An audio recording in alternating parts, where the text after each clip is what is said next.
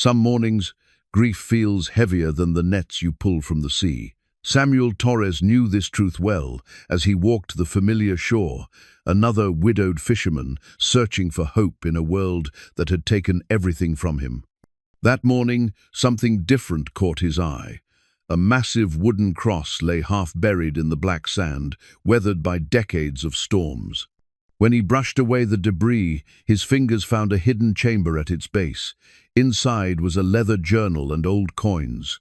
But the real treasure wasn't the money, it was the story written in those faded pages.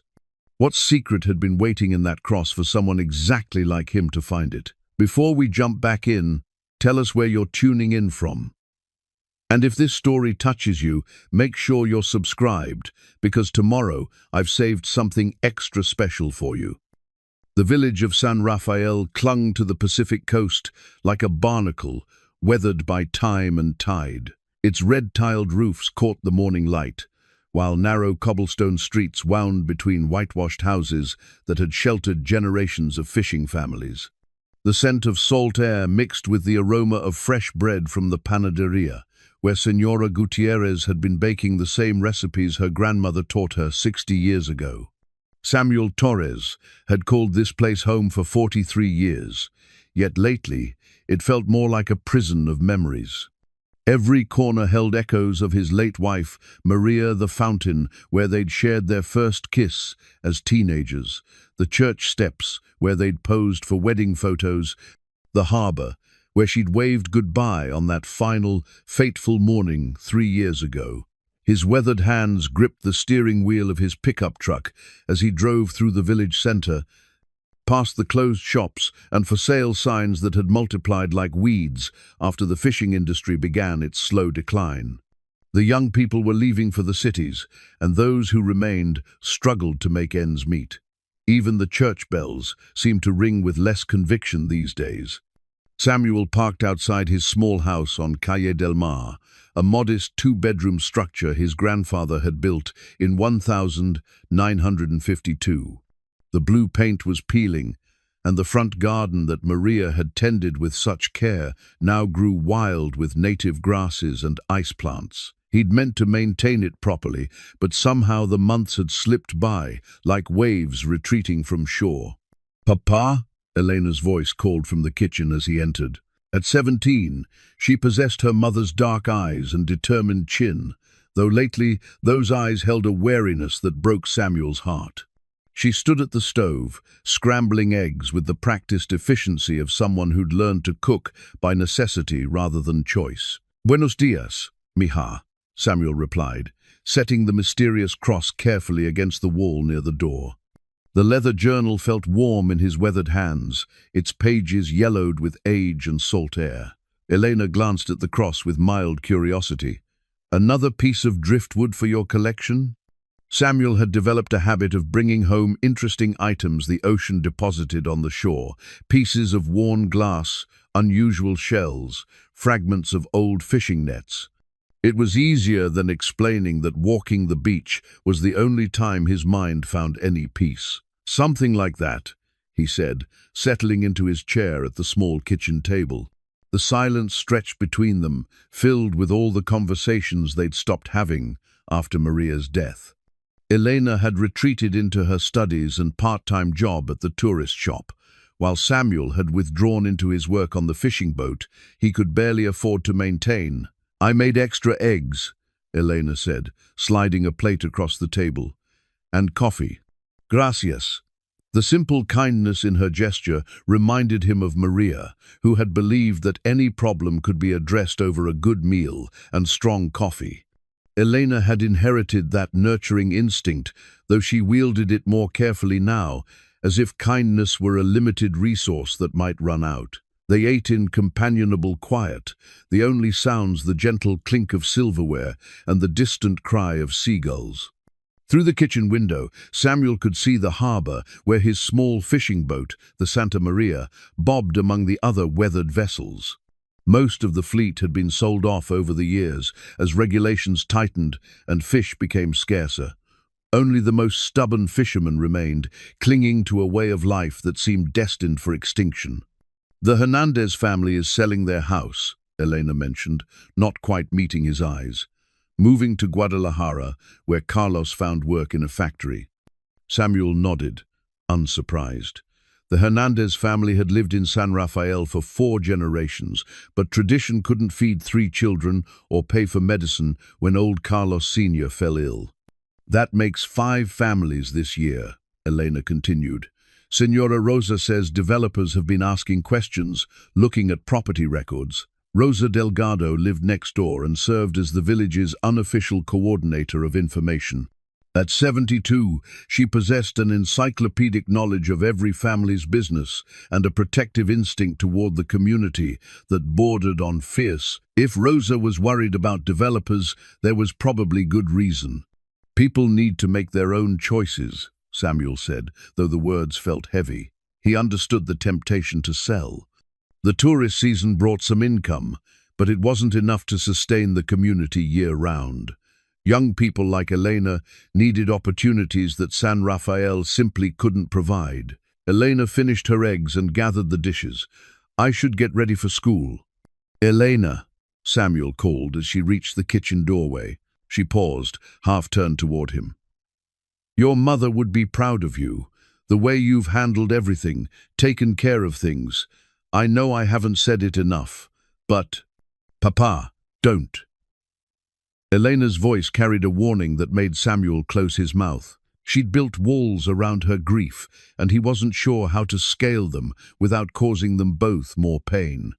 After Elena left for school, Samuel found himself alone with the cross and journal.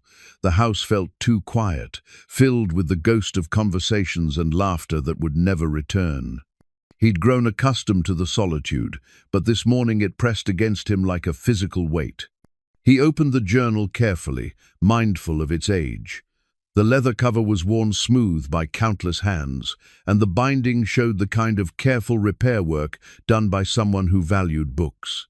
The first page contained an inscription in faded ink, the personal record of Father Miguel Santos, servant of God and guardian of San Rafael, Anno Domini, 1923. Samuel's breath caught. Father Miguel had been the village priest during his grandfather's time, remembered fondly by the older residents as a man who'd worked tirelessly for the community's welfare. Samuel's own father had spoken of Father Miguel with deep respect, though the priest had died when Samuel was just a boy. The next page began with an entry dated March 15, 1923. "Today, I arrived in San Rafael to begin my ministry among the fishing families of this blessed coast. The village is small, but the hearts of its people are large.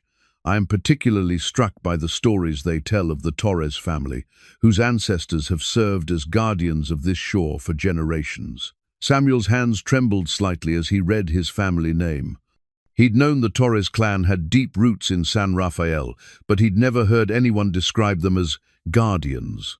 His grandfather had been a fisherman, as had his father. Samuel had assumed that was the extent of the family legacy.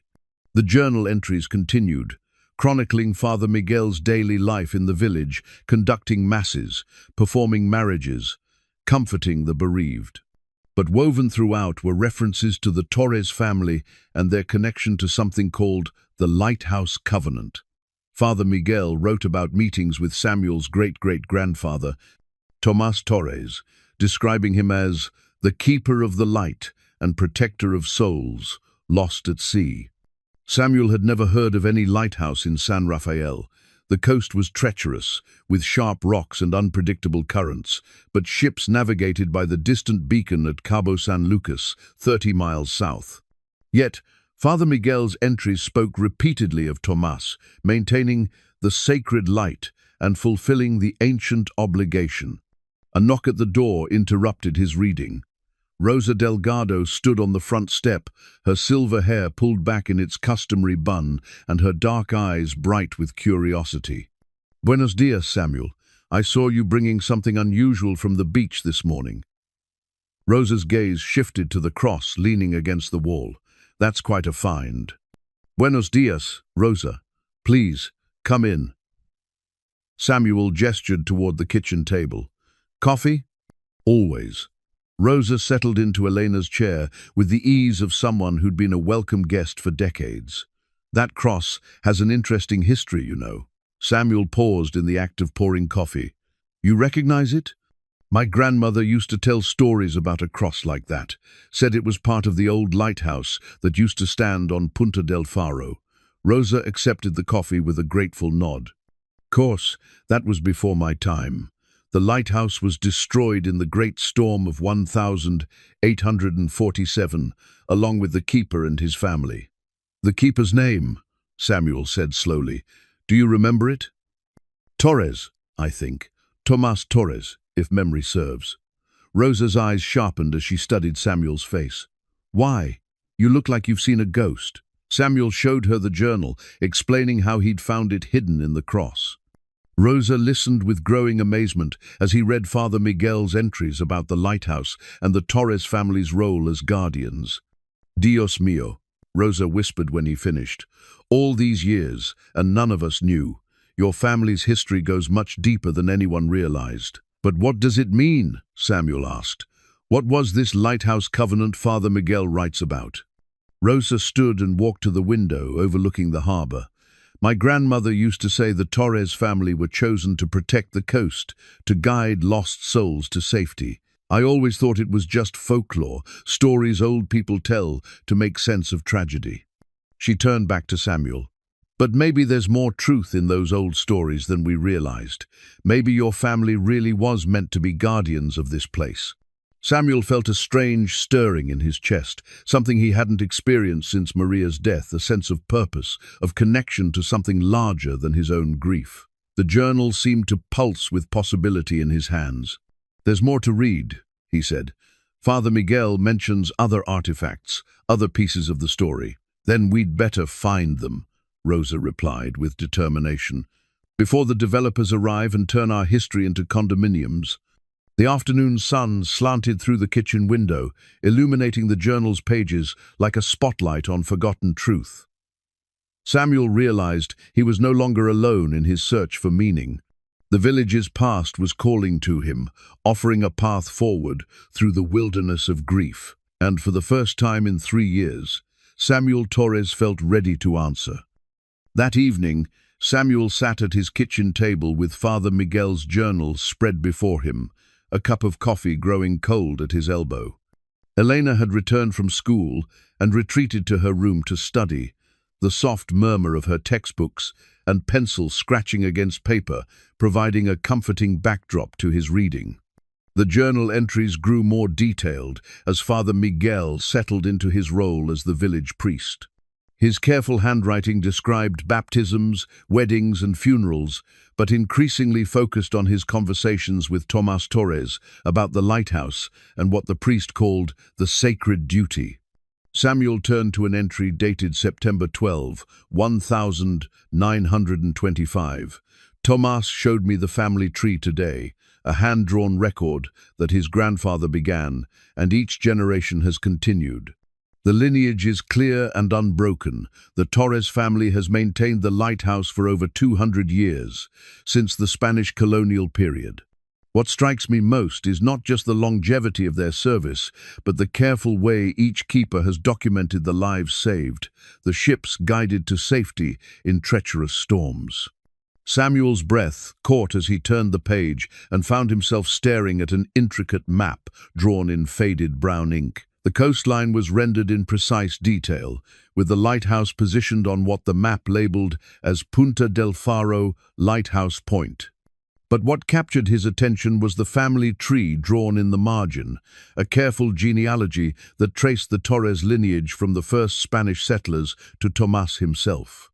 The names marched down the page in neat script: Diego Torres, 1789–1847, Manuel Torres, 1815, 1862, Jose Torres, 1841, 1889, Rafael Torres, 1869, 1912, and finally Tomas Torres, 1892, 1847. Samuel traced the lines with his finger, following the connections until he found his own grandfather's name at the bottom, Miguel Torres, born 1920. His grandfather had never spoken of lighthouses or sacred duties. Miguel Torres had been a simple fisherman who'd worked hard to provide for his family and keep the traditions of the sea alive in his son and grandson. But here was proof that the family's connection to the coast ran deeper than anyone had realized. "Papa!" Elena's voice startled him from his reverie. She stood in the kitchen doorway, her school books clutched against her chest. "You've been sitting there for hours. I could hear you turning pages from my room." Samuel gestured to the chair beside him. "Come look at this, Mija. It's about our family." Elena approached cautiously, setting her books on the counter. Ever since Maria's death, she'd been wary of anything that might stir up painful emotions or false hopes. But curiosity won out, and she settled into the chair beside her father. Samuel showed her the family tree, pointing out their connection to the lighthouse keepers. Elena studied the map with the intense focus she brought to her schoolwork, her finger tracing the coastline. "This lighthouse," she said, pointing to the detailed drawing. "It's exactly where the old ruins are, up on the point. Remember when I was little, you and Mama used to take me there for picnics?" Samuel did remember. The ruins were little more than a circular stone foundation now, overgrown with wild grasses and ice plants.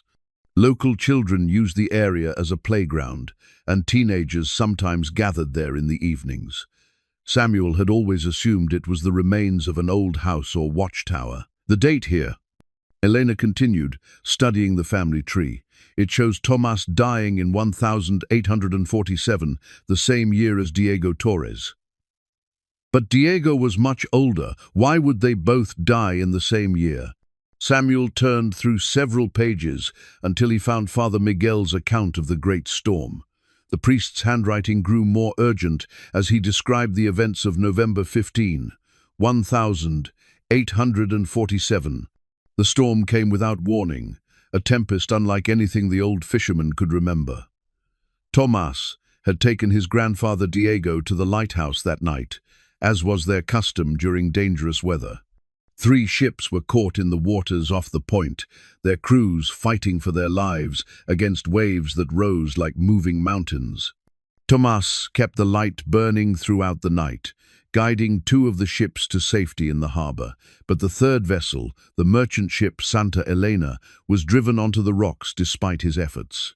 Tomas and Diego took the small rescue boat and managed to save most of the crew, making trip after trip through the churning waters. But on their final rescue attempt, a massive wave caught their boat and smashed it against the lighthouse foundation. Both men were lost, along with Diego's wife Carmen, who had insisted on helping with the rescue. The lighthouse itself was severely damaged and never rebuilt. The tragedy marked the end of an era for the Torres family and for San Rafael. Without the lighthouse, the village could no longer serve as a safe harbor for ships traveling the coast. Trade declined, and the community turned inward, relying solely on fishing for survival. Elena sat back in her chair, her dark eyes wide with amazement. "They died trying to save strangers. Our ancestors died as heroes. And after that," Samuel continued reading, "the family's role changed. Father Miguel writes about how the surviving Torres family members became the village's unofficial guardians, helping families in need, organizing community efforts during storms and hardships." Elena leaned forward again, studying the map more closely.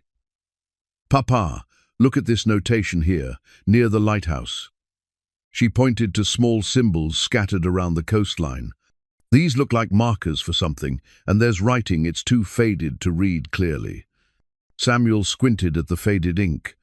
Father Miguel had marked several locations along the coast with small crosses, and beneath each one was a notation in what appeared to be Spanish, mixed with Latin. One symbol, positioned near the village church, was more elaborate than the others. "It's like a treasure map," Elena said, and for the first time in months, Samuel heard genuine excitement in her voice. Maybe Father Miguel hid things around the village artifacts from the lighthouse, documents about our family's history. The possibility stirred something in Samuel's chest, a feeling he'd almost forgotten existed. Purpose, direction, a reason to look forward instead of constantly backward. "There's something else," Elena said, her voice growing quieter. "About 3 months before Mama died, she asked me about the family stories. She wanted to know what Abuelo Miguel had told you about the old days, about why our family stayed in San Rafael when so many others left." Samuel's throat tightened. Maria had been the family historian, the one who remembered birthdays and anniversaries, who insisted on maintaining traditions even when life grew difficult.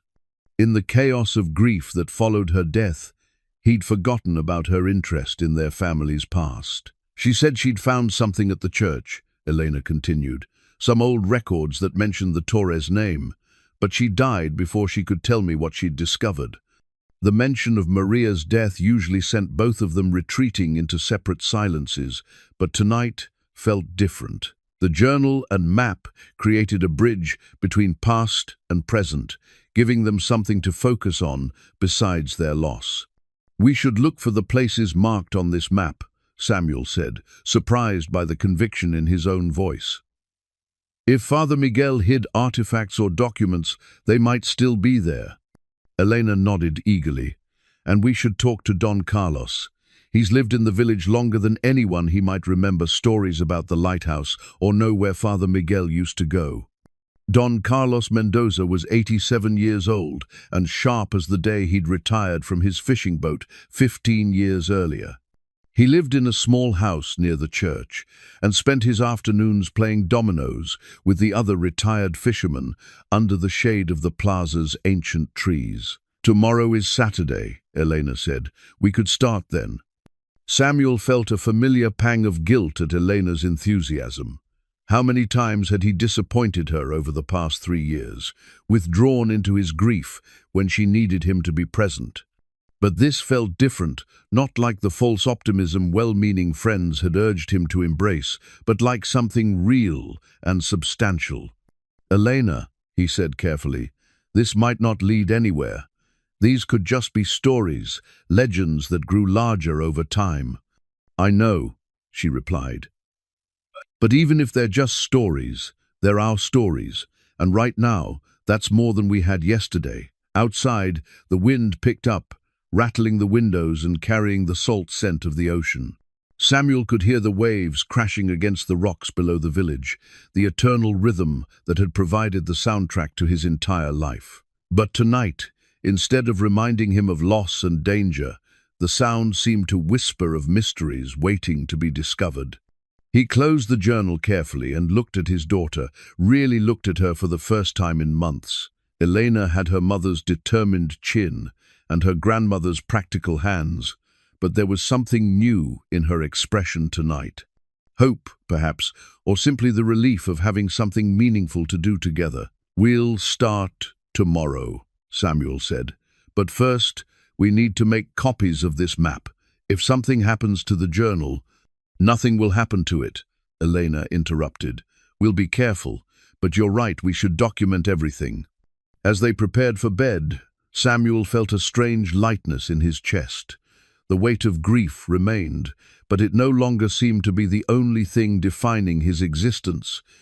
Father Miguel's journal had opened a door to the past, but more importantly, it had given him and Elena a reason to walk through it together. In his bedroom, Samuel placed the journal on his nightstand and lay down with the unfamiliar sensation of anticipation for tomorrow. Outside his window, the lighthouse point was invisible in the darkness. But for the first time in 3 years, Samuel Torres fell asleep, thinking about the future instead of the past. Saturday morning arrived with the kind of crisp clarity that made the Pacific stretch endlessly toward the horizon, like polished silver. Samuel woke before dawn, as was his habit, but instead of the usual weight of another empty day, he felt the peculiar energy of anticipation. Elena was already in the kitchen when he emerged. Photocopies of Father Miguel's map spread across the table, alongside a notebook and several pens. "I went to the library early," she explained, not looking up from her careful work. "Senor Martinez let me use the copy machine. I made 3 copies, one for you, one for me, and one to keep safe at home." Samuel poured coffee and studied his daughter's methodical preparation.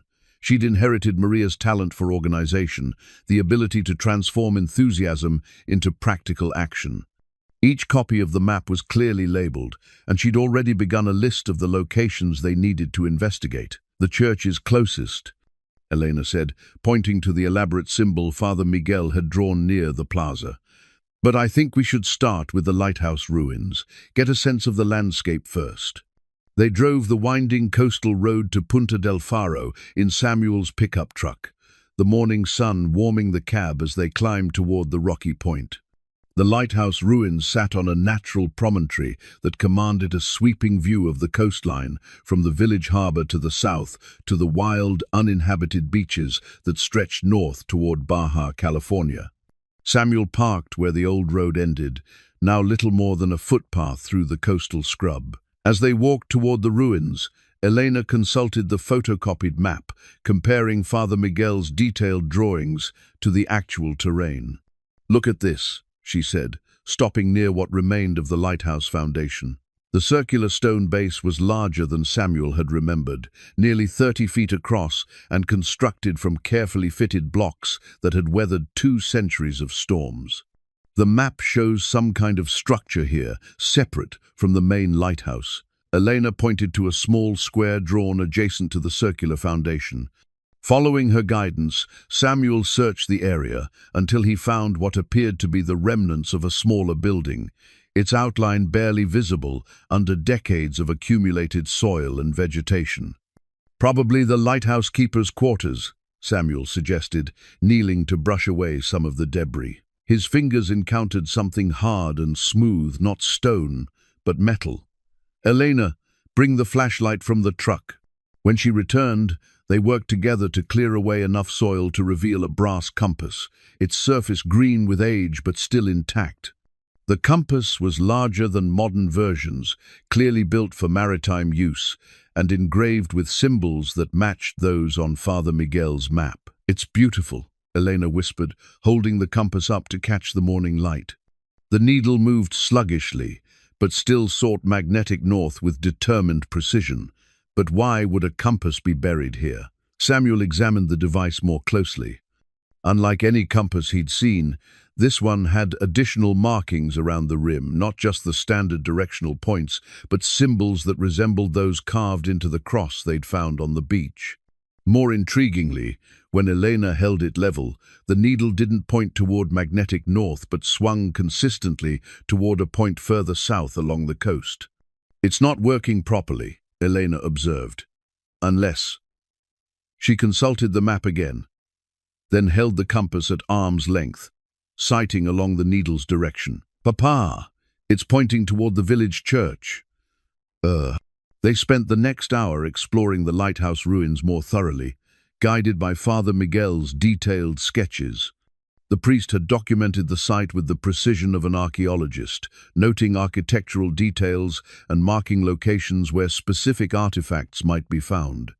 But the compass was their only discovery that morning.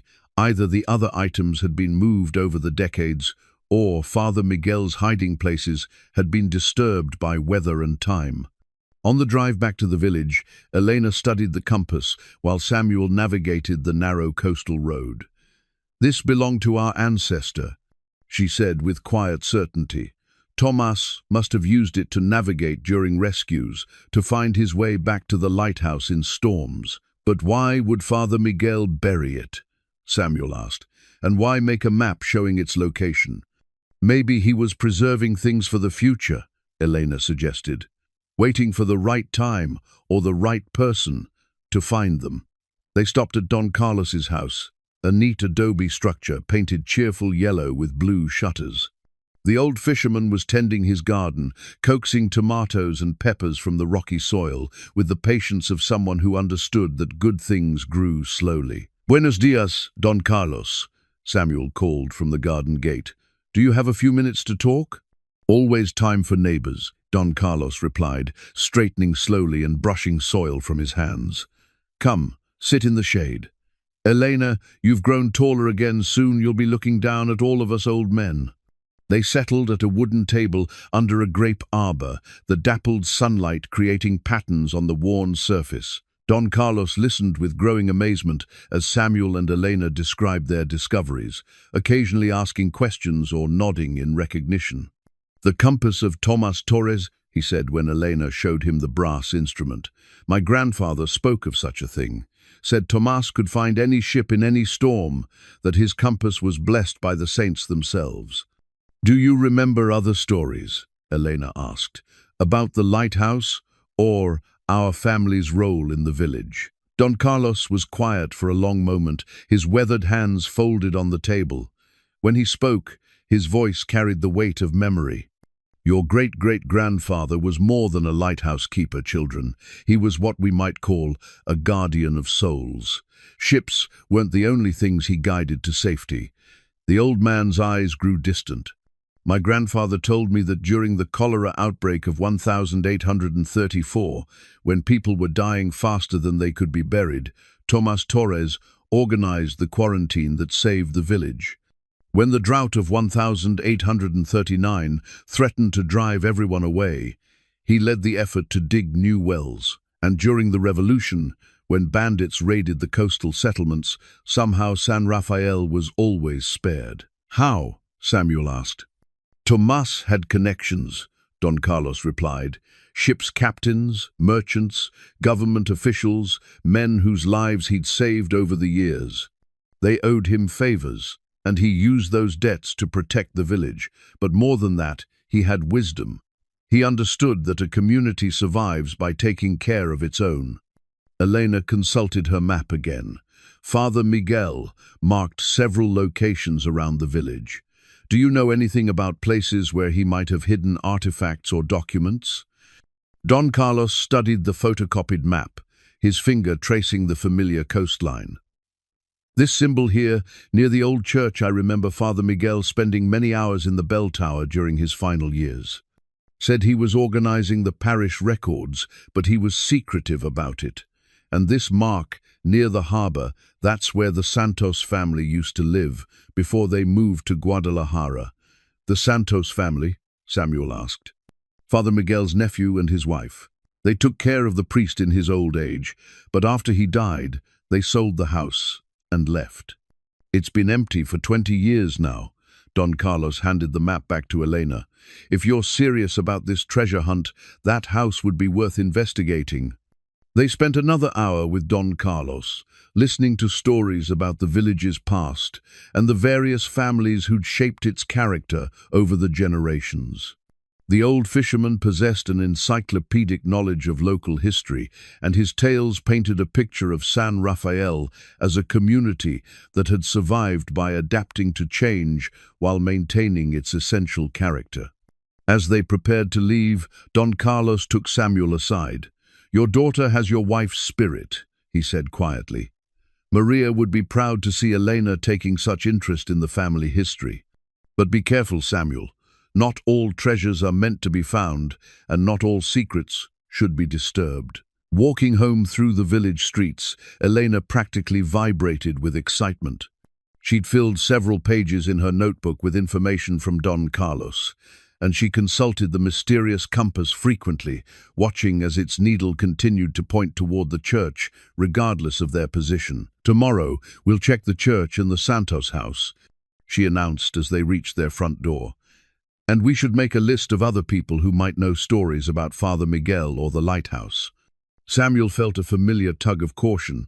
Elena's enthusiasm reminded him of Maria's approach to projects, thorough, optimistic, and sometimes blind to potential complications. But it also reminded him of what their family had lost when grief drove them into separate silences. Elena, he said as they entered the house, I want you to know how much it means to me, having you as a partner in this.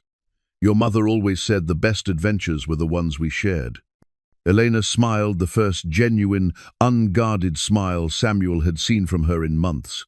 She also said the best way to honor the past was to use it to build a better future.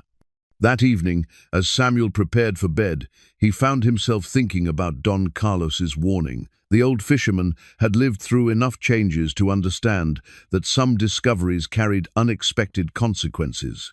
But as Samuel held Tomás Torres's compass in his hands, feeling the weight of generations of responsibility, he realized that some paths demanded to be followed, regardless of where they might lead.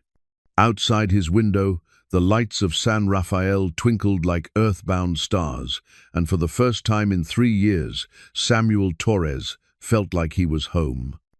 Sunday morning brought the sound of church bells calling the faithful to Mass, their bronze voices echoing across the village with the same rhythm that had marked time in San Rafael for over 2 centuries. Samuel and Elena walked through the plaza toward the old church, Tomás's compass hidden in Samuel's jacket pocket, where it seemed to pulse with warm energy against his chest.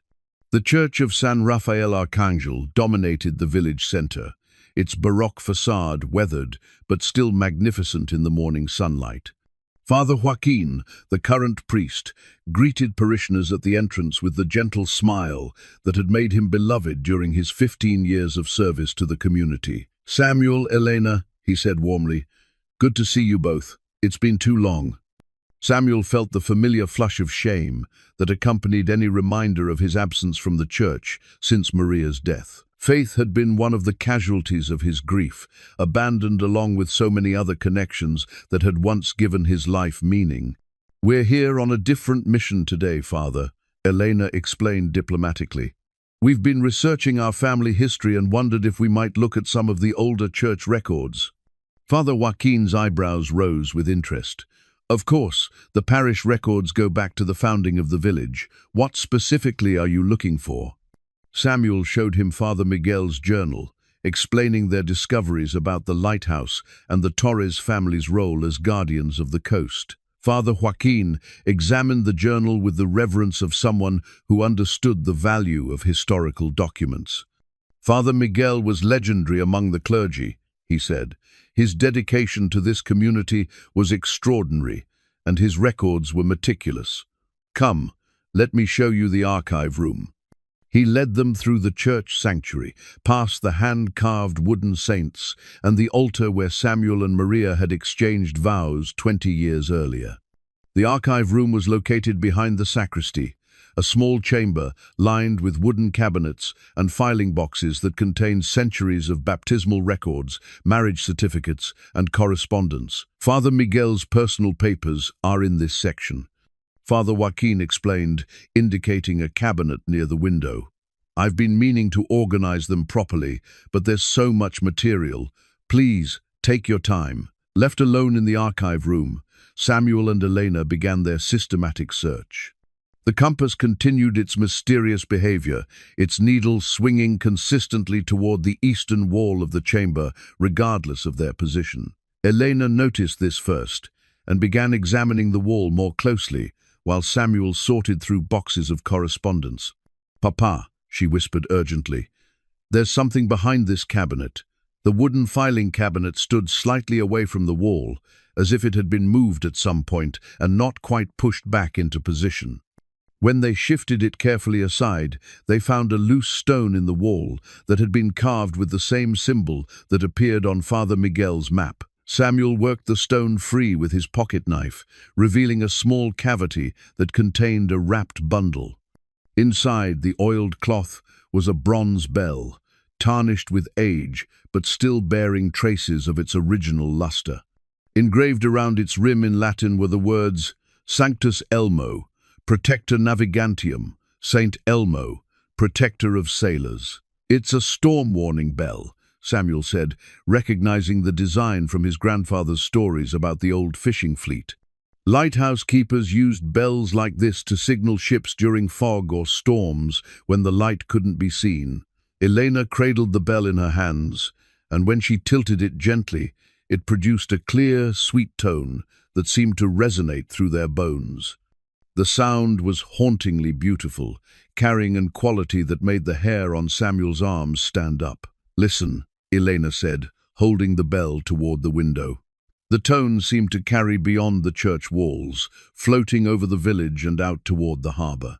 Several fishing boats anchored in the bay responded with brief horn blasts, as if their captains had recognized some ancient signal. They rewrapped the bell carefully and continued their search through Father Miguel's papers. In a folder marked Correspondence Personal, Samuel found a letter dated December 1945, written in Father Miguel's careful script. "My dear friend Carlos, as I grow older, I find myself increasingly concerned about the preservation of our village's true history. The Torres family's service to this community extends far beyond what most people remember, and I fear that knowledge will die with the current generation. I have taken the liberty of creating a record, a map of sorts, that will guide future generations to the artifacts and documents that tell the complete story of San Rafael's founding and the Lighthouse Covenant. Young Miguel Torres shows promise, but he is more interested in fishing than family history. Perhaps his son or grandson will prove more curious about their heritage. The bell I have entrusted to your care belonged to Tomás Torres himself. It was cast in Mexico City in 1823 and blessed by the Archbishop before being brought to San Rafael. During the great storm of 1847, its sound guided the rescue boats through the darkness when the lighthouse flame was extinguished by the wind. I pray that someday, when the village needs its guardians again, the right person will follow the signs and restore what was lost." The letter was signed by Father Miguel and addressed to Carlos Mendoza, Don Carlos's grandfather. "Don Carlos knew about the bell all along," Elena said with amazement. "That's why he wasn't surprised when we told him about finding the compass. He's been waiting for us to discover these things." They spent another hour in the archive room but found no additional clues about other artifacts or their locations. As they prepared to leave, Father Joaquin returned to check on their progress. "Did you find what you were looking for?" he asked. Samuel showed him the bell and the letter, explaining their significance. Father Joaquin listened with growing wonder, occasionally asking questions about specific details. "This explains something that has puzzled me for years," he said finally. "Don Carlos has always been unusually protective of the church's historical artifacts. He volunteers to help with maintenance and restoration projects, but he's very particular about how things are handled. Now, I understand, he's been serving as an unofficial guardian, protecting these treasures until the right moment." "Father," Elena asked, "have you heard any stories about the Torres family or the old lighthouse?" "Only fragments," Father Joaquin replied. "Some of the older parishioners remember their grandparents speaking of the Torres family with special respect, and there are references in the parish records to the Lighthouse Covenant, but I never understood what that meant." As they walked home through the village, Elena carried the bell wrapped in her jacket, and Samuel felt the compass's weight in his pocket. The artifacts seemed to connect them to something larger than their individual grief, a legacy of service and protection that stretched back through generations. "We need to talk to Don Carlos again," Elena said as they reached their house. "He has pieces of the story that we're missing." "And we need to check the Santos house," Samuel added. "Father Miguel's map shows something hidden there too." That afternoon, they visited Don Carlos in his garden again. The old fisherman was unsurprised when they showed him the bell, nodding with the satisfaction of someone whose long wait had finally ended. "My grandfather gave me specific instructions about that bell," he said, settling into his chair under the grape arbor. "I was to watch for signs that the Torres family was ready to reclaim their heritage. Your father showed no interest in the old stories, Samuel, but you and Elena, you have the curiosity and the courage. What exactly is the Lighthouse Covenant?" Samuel asked. Don Carlos was quiet for a long moment, his weathered hands folded on the table. "It's a promise," he said finally, "a sacred obligation that each generation of the Torres family has carried. To protect this coast, to guide lost souls to safety, to serve the community even when it means personal sacrifice. But the lighthouse is gone, Elena pointed out. How can we fulfill a covenant that depends on something that no longer exists? The lighthouse was just a tool, Don Carlos replied. The covenant is about the responsibility, not the building.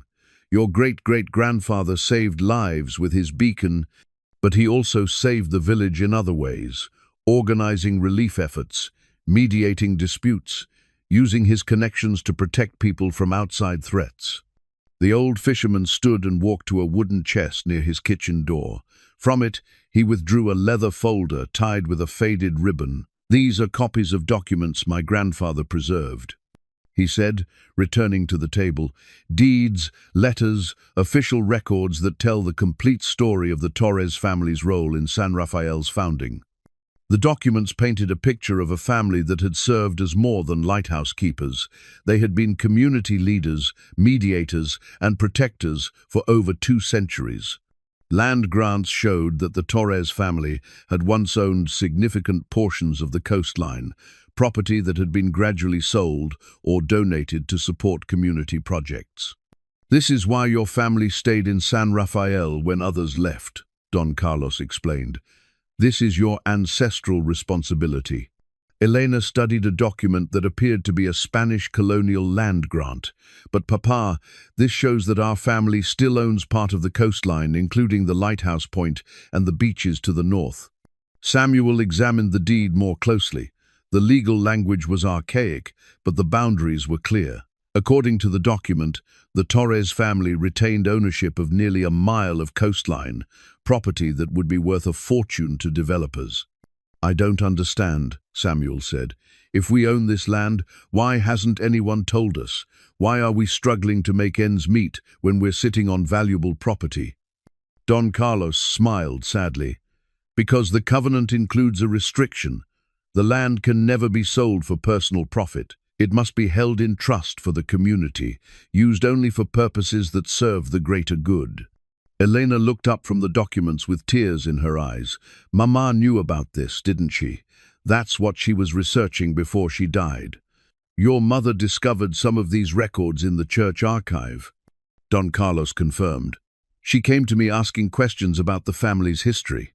I told her what I knew, but I also warned her that knowledge sometimes carries a burden. What kind of burden? Samuel asked. The burden of choice, Don Carlos replied. Once you know about the covenant, you have to decide whether to honor it or walk away. Your mother was determined to find all the pieces of the story before making that decision. She wanted to understand exactly what the responsibility would mean for your family. The weight of revelation settled over Samuel like a heavy blanket. Maria had died carrying secrets about their family's legacy, trying to solve a puzzle that had been waiting for them all along.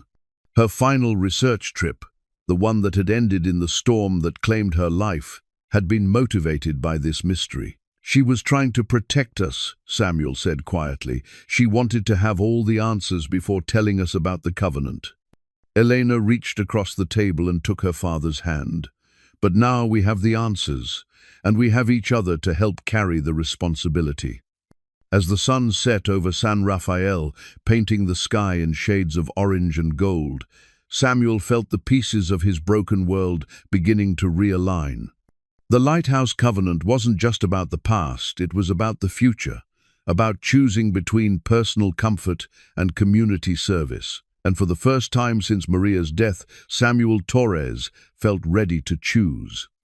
Monday morning arrived with an unseasonable chill that sent fog rolling in from the Pacific, wrapping San Rafael in a grey shroud that muffled sound and obscured the familiar landmarks. Samuel woke to find Elena already in the kitchen, the documents from Don Carlos spread across the table alongside her school notebooks. "I've been thinking," she said without preamble as Samuel poured coffee. If Mama was researching the covenant before she died, she might have left notes, maybe in her hope chest, or in the books she kept in the bedroom. Samuel's stomach tightened at the mention of Maria's belongings. He'd avoided disturbing her things for 3 years, leaving her side of the closet untouched and her personal items exactly as she'd left them. The hope chest sat at the foot of their bed like a monument to happier times. "Elena," he began, but she interrupted him with the gentle firmness she'd inherited from her mother. "Papa, we can't keep treating her memory like something fragile that will break if we touch it. She would want us to use whatever she learned." The truth of Elena's words cut through his resistance. Maria had never been sentimental about possessions. She valued knowledge and action over artifacts. If she'd discovered information about the Torres family covenant, she would have wanted them to use it. After Elena left for school, Samuel stood outside his bedroom door for several minutes, gathering courage. The hope chest was carved cedar, a wedding gift from Maria's grandmother that had traveled with them from their first tiny apartment to this house where they'd planned to grow old together. Inside, beneath carefully folded quilts and christening gowns saved for future grandchildren, Samuel found a manila folder labeled Torres Family Research in Maria's neat handwriting. His hands trembled as he opened it, revealing photocopies of church records, hand-drawn family trees, and pages of notes in Maria's familiar script. But it was the photograph that stopped his breath, a faded image of the lighthouse in its prime, taken sometime in the 1890s. The structure was magnificent, rising nearly 60 feet above the rocky point, its beacon chamber topped with a complex arrangement of mirrors and lenses. Standing at its base was a bearded man in a lighthouse keeper's uniform, and beside him a woman in a dark dress and a young boy. On the back of the photograph, someone had written, "Tomás Torres, Carmen Santos de Torres, and son Rafael, 1894. Samuel stared at the faces of his ancestors, seeing echoes of his own features in the strong jaw and steady eyes of the lighthouse keeper. Maria's research notes revealed the scope of her investigation. She'd contacted historical societies in Guadalajara and Mexico City, requesting information about Spanish colonial land grants. She'd interviewed elderly residents of neighboring villages, collecting stories about the Great Storm of 1847. Most importantly, she'd discovered that the lighthouse had been more than a navigational aid. It had served as the region's unofficial communication hub, with Tomás Torres maintaining contact with ships, government officials, and merchant networks along the entire coast. One page of notes, dated just 2 weeks before Maria's death, caught Samuel's attention.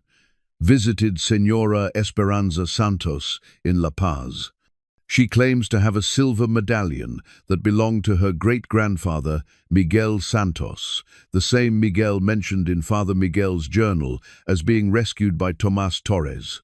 The medallion was blessed by the Bishop of Guadalajara in 1825 for protection at sea. She agreed to bring it to San Rafael next month to show me. Says it bears the same symbols as the lighthouse cross." Samuel's breath caught. Señora Santos had been planning to visit San Rafael in March, the same month Maria had died. Had Maria been on her way to meet this woman when the storm hit? Had she been carrying documents or artifacts when her boat capsized? He spent the rest of the morning reading through Maria's meticulous research, piecing together a picture of determined investigation. She'd been close to solving the mystery, gathering evidence that would have revealed the full scope of the Torres family's heritage and responsibilities. But she died before completing her work, leaving behind questions that had haunted Samuel without his even knowing they existed. When Elena returned from school, she found Samuel in the living room, with Maria's research spread across every available surface. Her face lit up with excitement as she saw the photograph of the lighthouse. "Look at them," she whispered, studying the faces of their ancestors. "They look so proud, so certain of their purpose." "Your mother was close to finding all the pieces," Samuel said, showing Elena the research notes. "She'd been working on this for months before she died." Elena read through the documents with growing amazement. "This Señora Santos, we should contact her. She might still have the medallion." Elena, that was 3 years ago. She's probably forgotten all about it. Or she's been waiting, just like Don Carlos. Elena's eyes shone with determination. Papa, what if Mama's death wasn't just a random accident? What if she was meant to start this search, and we're meant to finish it? The idea sent a chill through Samuel that had nothing to do with the morning fog. He'd spent 3 years believing that Maria's death was senseless, a cruel twist of fate that had destroyed their family for no reason. But what if there had been a purpose, a design that he'd been too blinded by grief to see? That afternoon, they drove to the village's small internet cafe, where Elena used her research skills to locate Senora Esperanza Santos in La Paz. The woman was listed in the phone directory, and when Elena called, she was delighted to hear from Maria's family. "I've been wondering about your wife for years," Senora Santos said, her voice crackling through the poor connection. "She was supposed to visit me, but she never came. I heard about the terrible accident, my deepest condolences." "We're continuing her research," Elena explained, "about the Torres family and the Lighthouse Covenant. She mentioned that you have a medallion." See, the medallion of Saint Elmo. I have it still, waiting all this time. Your mother was very excited about it, said it would complete her understanding of the connection between our families. Senora Santos agreed to meet them the following weekend, and Elena carefully noted the directions to her house in La Paz. As they walked home through the village, Samuel noticed changes that had escaped his attention during his years of grief-induced isolation. Several more houses bore "for sale" signs, and the tourist shops that depended on summer visitors looked shabby and neglected. At the harbor, they encountered Rosa Delgado in conversation with a man in an expensive suit who was taking photographs of the waterfront. Rosa's expression was tight with disapproval, and she excused herself quickly when she saw Samuel and Elena approaching. "Who was that?" Elena asked. "A developer," Rosa replied, her voice heavy with disgust. "They're surveying the entire coastline, making offers on properties. Some families are tempted. The money is substantial."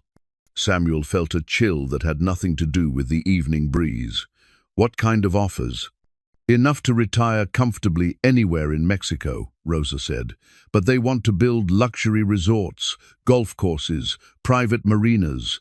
They would change everything about San Rafael." That evening, Samuel and Elena sat in their kitchen with Father Miguel's map and Maria's research notes, trying to piece together the complete picture of their family's legacy. The Lighthouse Covenant wasn't just about maintaining a beacon, it was about protecting an entire way of life. "The land grants show that our family has legal authority over the coastline," Elena said, studying the colonial documents. "If developers want to build here, they need our permission." "But they don't know that," Samuel realized. "They're assuming the current property owners have clear title. What if that's what Mama discovered?" Elena asked quietly. "What if she realized that our family's land rights could stop the development?" The possibility hung between them like a bridge spanning a dangerous chasm. If Maria had discovered that the Torres family could protect San Rafael's coastline, she would have felt compelled to act. And if she'd been carrying proof of their legal claims when she died. "We need to find the medallion," Samuel said. "And we need to search the Santos house for any other artifacts Father Miguel might have hidden there. If we're going to honor the covenant, we need all the evidence we can gather." Elena nodded, her young face grave with the weight of adult responsibility. "And we need to decide what we're willing to sacrifice to protect this place." Outside their window, the fog was beginning to lift, revealing the lights of San Rafael scattered across the hillside like fallen stars. Somewhere out there, developers were planning to transform their village into something unrecognizable.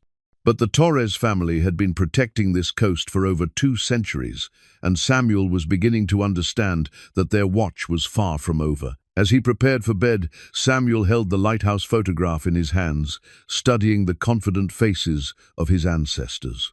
Tomás Torres had saved lives with his beacon, but he'd also saved a community with his courage. The question now was whether Samuel and Elena had inherited that same courage. and whether they were prepared to use it when the time came. The fog rolled back in overnight, and Samuel dreamed of storms and lighthouse beams cutting through the darkness, guiding lost souls safely home. The weekend journey to La Paz took Samuel and Elena through countryside that seemed untouched by time, past agave fields and ancient stone walls that had marked property boundaries since the colonial period. Señora Esperanza Santos lived in a restored hacienda on the outskirts of the city, its thick adobe walls and red tile roof speaking of old wealth carefully preserved.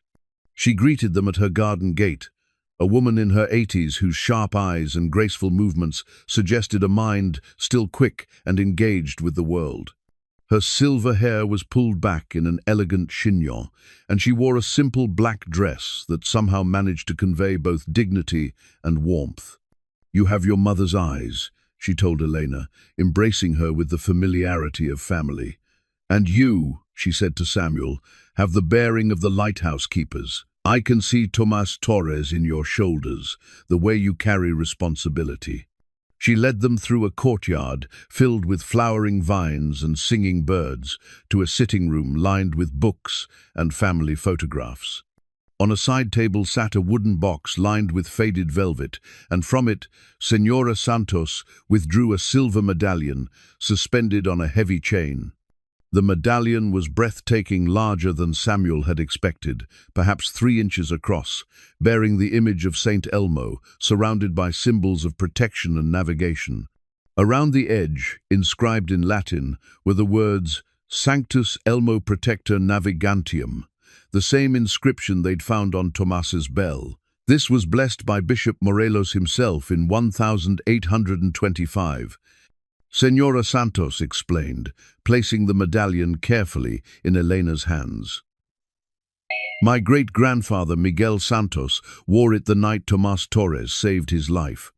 She told them the story as her great-grandfather had passed it down through the generations. Miguel Santos had been a young sailor aboard a merchant vessel caught in the great storm of 1832. The ship had been driven onto the rocks near San Rafael, and Miguel had been swept into the churning waters, certain he would drown. "But the lighthouse beam found him," Señora Santos said, her voice carrying the reverence of repeated telling. "And Tomas Torres came out in his rescue boat, fighting through waves that would have terrified lesser men. When he pulled Miguel from the water, my great-grandfather swore he saw Saint Elmo himself, standing in the lighthouse beacon, blessing their efforts." Elena turned the medallion over in her hands, noting the same symbols that appeared on Father Miguel's cross and map. "Did your great-grandfather stay in San Rafael?" "For several years," Señora Santos replied. "He helped Tomas with the lighthouse maintenance and learned the trade of guiding ships safely through dangerous waters. But eventually he returned to La Paz and married my great-grandmother. He never forgot his debt to the Torres family, though." She produced a leather portfolio filled with letters and documents. Before he died, Miguel Santos wrote down everything he remembered about the lighthouse and the covenant. He believed the Torres family were chosen by God to protect that stretch of coast. Samuel studied the documents while Elena examined the medallion more closely. Miguel Santos had possessed a remarkable memory for detail, recording not just the rescue, but his observations about the lighthouse's operation and the broader network of communication and protection that Tomas Torres had maintained.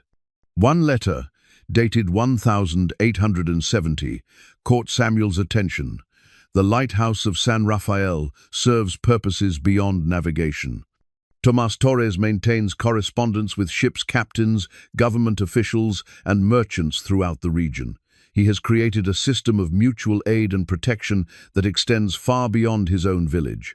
When pirates threatened the coast in 1868, it was Tomas who organized the defense that drove them away. When drought struck the inland settlements in 1869, it was his connections with merchant vessels that brought relief supplies.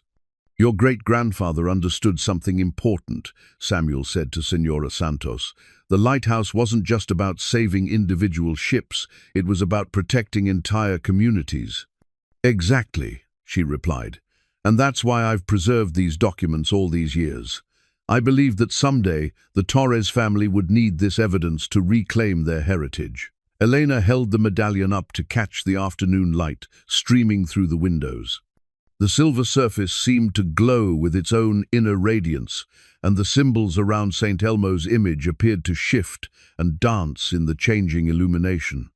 There's something else, Senora Santos said, watching Elena's fascination with the medallion. According to family tradition, this medallion has protective properties. Miguel Santos wore it during every voyage for the rest of his life, and he never suffered another shipwreck or serious accident at sea. She paused, studying Samuel's face carefully. Your wife understood the significance of these artifacts. When she visited me 3 years ago, she said the Torres family was being called back to their sacred duty. She believed something was coming that would require the lighthouse covenant to be renewed. Samuel felt the familiar ache of loss mixed with a new understanding. Maria had seen connections that he'd missed, patterns that extended beyond their personal grief to encompass the entire community's future. The developers, Elena said quietly.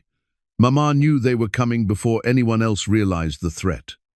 Your mother was a wise woman, Senora Santos agreed.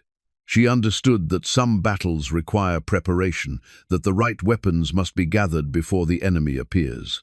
They spent the rest of the afternoon studying Miguel Santos's documents and listening to family stories that stretched back through generations. Senora Santos served them traditional Mexican hot chocolate and sweet bread while sharing memories of her great-grandfather's tales about the lighthouse years. As the sun began to set, she walked them to the garden gate, pressing the medallion into Elena's hands despite their protests. This belongs with the Torres family, she insisted. Miguel Santos would want it returned to the people who saved his life. Besides, I'm too old to be the guardian of such important artifacts. That responsibility passes to the young now. On the drive back to San Rafael, Elena wore the medallion outside her blouse, and Samuel noticed that she sat straighter, carried herself with new confidence. The artifacts they'd discovered weren't just relics of the past, they were tools for the future, symbols of a responsibility that transcended individual concerns. Papa, Elena said as they crested the hill overlooking their village, I understand now why Mama was so determined to find all the pieces of this puzzle. She wasn't just researching our family history, she was preparing us for war. The lights of San Rafael twinkled below them like stars reflected in still water, and Samuel felt the weight of centuries pressing against his consciousness. The lighthouse covenant wasn't just about the past, it was about choices that had to be made now, in the present, to protect what mattered most. That night, Samuel dreamed again of storms and beacon lights. But this time the dreams included Maria, standing beside Tomas Torres in the lighthouse lantern room, both of them pointing toward dangers that only they could see approaching from the darkness beyond the horizon. When he woke, Samuel realized that he was no longer grieving for his wife, he was preparing to continue the work she had started. The discovery came on a Tuesday morning that started like any other, with Elena heading to school and Samuel preparing to check his nets. But as Elena gathered her books, she paused at the kitchen table where Maria's research materials still lay scattered from the previous evening's study session. Papa, she said, her voice carrying an odd note of uncertainty, there's something here I missed before. Samuel looked up from his coffee to see Elena holding a folded paper that had been tucked between the pages of Maria's notebook. As she unfolded it, Samuel recognized the letterhead of a surveying company in Guadalajara, dated just 3 days before Maria's death. It's a property survey, Elena said, her eyes scanning the technical language. But Papa, look at this boundary description. It doesn't match what we've been assuming about our land ownership. Samuel moved to look over her shoulder, studying the surveyor's map.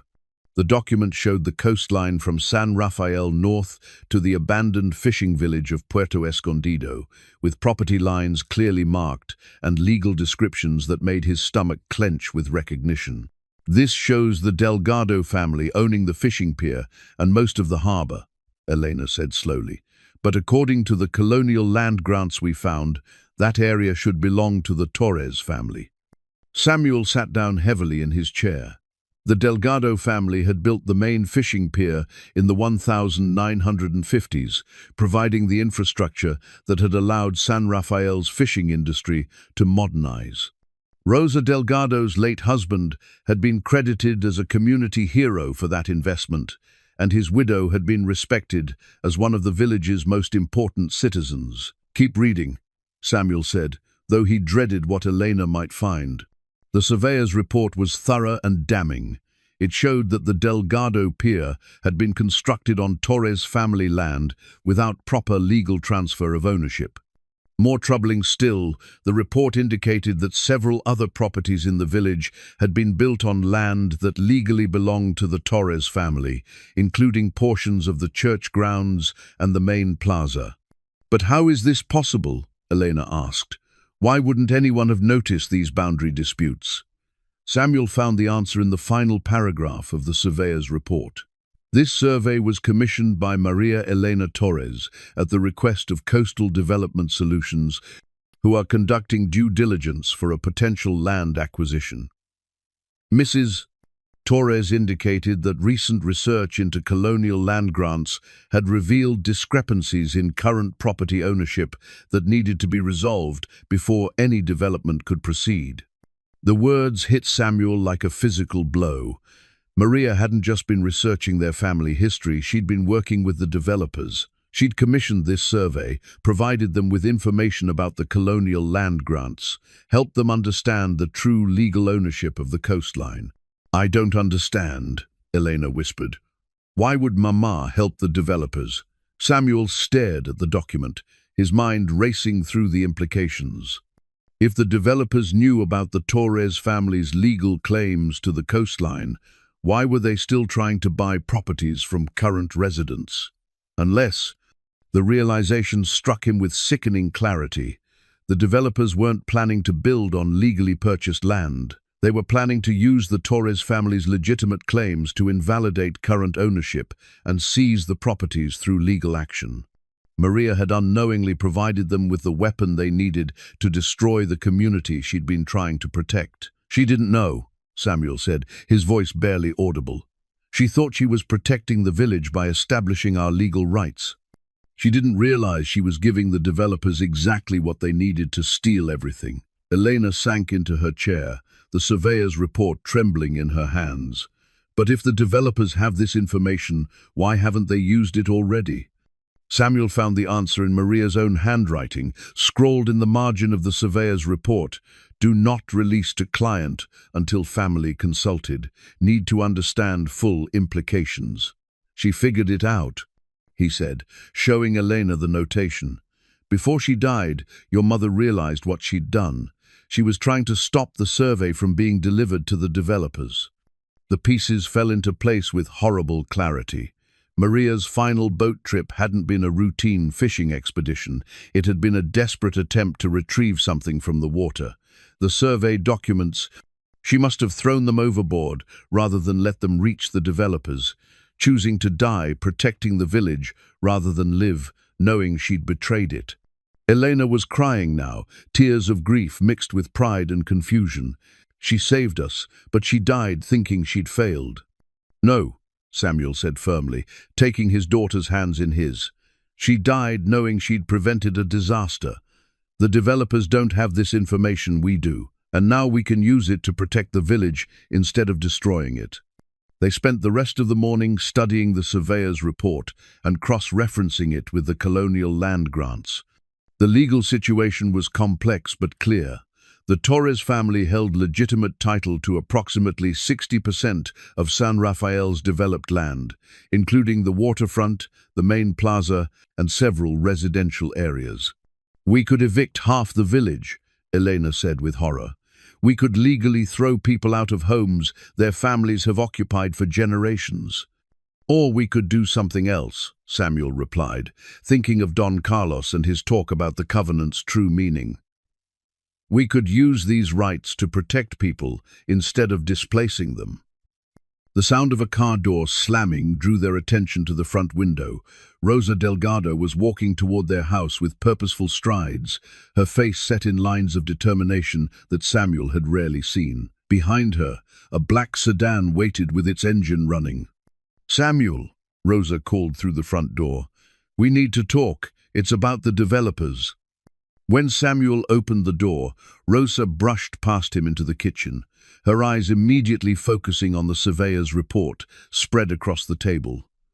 Her face went pale as she recognized the document. "Where did you find that?" she asked quietly. "In Maria's research papers," Elena replied.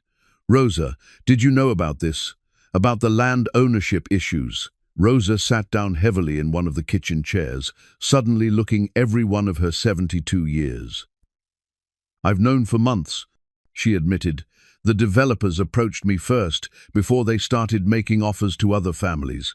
They showed me a preliminary survey that indicated problems with our property titles." "And you didn't tell anyone?" Samuel asked, struggling to keep accusation out of his voice.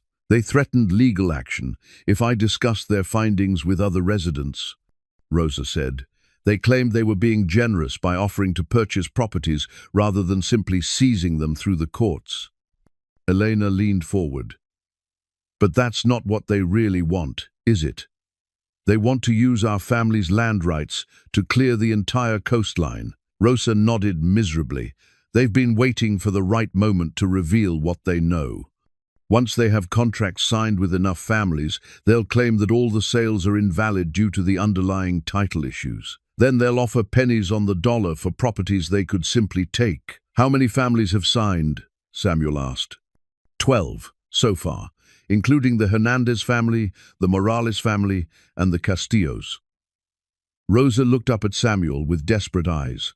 "Samuel, if the developers reveal the land ownership issues publicly, it will destroy our community. Even families who don't sell will lose everything: their homes, their businesses, their entire way of life."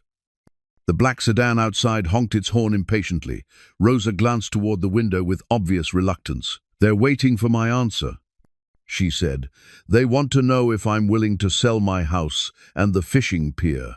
If I refuse, they've threatened to begin legal proceedings immediately." Samuel felt the weight of the lighthouse covenant pressing against his shoulders like a physical burden. For over 2 centuries, the Torres family had protected this coast and its people. Now the responsibility fell to him and Elena to find a way to honor that commitment without destroying the community they were meant to guard. "Tell them you need more time," Samuel said. "Tell them you're waiting for other family members to arrive before making a decision." Rosa stood slowly, her relief evident despite the continued worry in her eyes. "How much time do you need?" Samuel looked at Elena, seeing his own determination reflected in her young face. "A week," he said. "Give us 1 week to find a solution." After Rosa left, Samuel and Elena sat in their kitchen, surrounded by the evidence of their family's complex legacy. The Torres family's legal rights could protect the village, but only if they found a way to use them wisely. One wrong step, and they could lose everything their ancestors had died to preserve.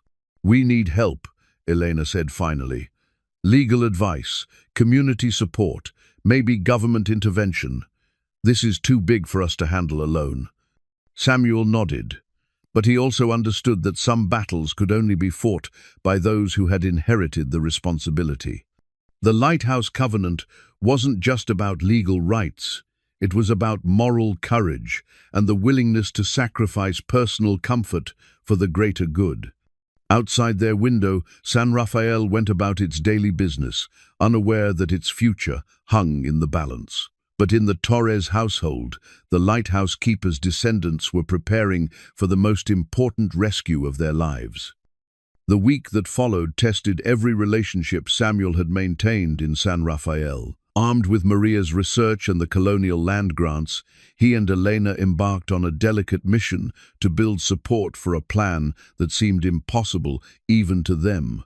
Using the Torres family's legal claims to protect the village rather than profit from its destruction. Their first stop was Father Joaquin, who listened to their explanation with the patience of someone accustomed to hearing confessions of moral complexity. The priest studied the documents carefully, occasionally asking questions about specific legal language or historical context. "This is extraordinary," he said finally, "but also terrifying. If you assert these claims publicly, it could tear the community apart, even if your intentions are honorable. But if we don't assert them," Elena pointed out, "the developers will use them to steal everything anyway." Father Joaquin nodded slowly. "Yes, I see the dilemma. You're damned if you do, and damned if you don't, as they say. But perhaps there's a third option, one that uses your legal rights to strengthen the community rather than fracture it." The priest suggested they consult with a lawyer who specialized in colonial land grants and property law. He also recommended approaching the regional government's Cultural Preservation Office, since the lighthouse ruins and the village's historical significance might qualify for protection under Mexico's heritage laws. Their next conversation was with Don Carlos, who listened to their account with growing excitement. The old fisherman had been expecting this crisis for decades, watching the gradual encroachment of development along the coast and wondering when San Rafael's turn would come. "Your great-great-grandfather faced similar challenges," he told them as they sat in his garden. During the revolution, when various factions wanted to use San Rafael as a military base, Tomás Torres had to choose between profit and principle. He chose principle, and the village survived. "But how?" Samuel asked. "How did he manage to protect people without alienating them?" "By making them partners in the solution," Don Carlos replied. "Tomás didn't just impose his will, he helped people understand their choices and then supported whatever decisions they made. The Lighthouse Covenant isn't about control, it's about service." Don Carlos produced another folder of documents from his seemingly inexhaustible collection of family papers. These were agreements signed by various property owners in the 1890s, formal recognitions of the Torres family's ultimate ownership coupled with long-term leases that protected residents' rights to their homes and businesses. "This is the model," he said, pointing to the elegant legal language. "You acknowledge the historical reality while creating modern protections. Everyone wins except the developers." The legal consultation in Guadalajara consumed an entire day and cost money Samuel could barely afford, but the results were encouraging. The lawyer, Señora Patricia Herrera, confirmed that the colonial land grants were legitimate and would likely be upheld in court. More importantly, she outlined a strategy for using those rights constructively. "You can grant long-term leases to current residents," she explained, "while retaining ultimate ownership and development rights. This would allow families to stay in their homes while giving you legal standing to oppose unwanted development." "But what about the families who've already signed with the developers?" Elena asked. "Those contracts can be challenged if the sellers didn't have clear title to begin with," Señora Herrera replied. "It's complex litigation, but winnable with the right evidence." The most difficult conversation was with Rosa Delgado, who sat in Samuel's kitchen with tears streaming down her weathered cheeks as she absorbed the implications of their discovery. "I've lived my entire life on land that doesn't legally belong to my family," she said. "My husband built the fishing pier with his own hands, but he had no right to do so." "Rosa," Samuel said gently, "the pier has served the community for 70 years. My great-great-grandfather would have approved of that use. The problem isn't what your husband built, it's what the developers want to destroy." Elena spread out copies of the colonial agreements Don Carlos had preserved. "Look at these documents. Our ancestors found ways to honor legal ownership while protecting people's rights to their homes and businesses. We can do the same thing." Rosa studied the historical agreements with growing wonder. "These would let families stay in their homes and pass them on to their children," Samuel confirmed. The Torres family retains ultimate ownership, but residents have permanent rights to live and work on the land. What about the families who've already signed with the developers? We fight for them, Elena said with fierce determination. We use our legal claims to invalidate those contracts and offer the families real security instead of false promises. By Thursday, word of the Torres family's discovery had spread through San Rafael, despite their attempts at discretion. The village buzzed with a mixture of excitement, fear, and confusion as people tried to understand what the revelation meant for their own futures. Some families were supportive, grateful for any solution that might protect them from the developers' threats. Others were suspicious, wondering if the Torres family was simply using prettier language to describe the same exploitation. A few were openly hostile, accusing Samuel of hiding his family's true wealth while letting neighbors struggle with economic hardship. The most painful confrontation came from Miguel Herrera, whose family had lived next to the Torreses for 3 generations. Miguel cornered Samuel at the grocery store, his voice loud enough to attract the attention of other customers. "So now you're our landlord?" Miguel demanded. "After all these years of pretending to be just another struggling fisherman, now you reveal that you own half the village?" "Miguel, it's not like that," Samuel began, but the younger man cut him off. "My grandfather helped your grandfather build your house," Miguel continued. "My father lent your father money when times were hard. And all along, you people have been sitting on a fortune in land rights." The accusation stung because it contained a grain of truth. The Torres family had benefited from the community's support while keeping their ultimate ownership rights secret. But Samuel also understood that his ancestors had chosen to live as equals rather than landlords, a decision that had protected the village's social fabric for generations. "The land rights come with responsibilities," Samuel said quietly. "My family has always chosen service over profit. We're not changing that now." But Miguel's anger reflected a broader concern that Samuel and Elena had to address.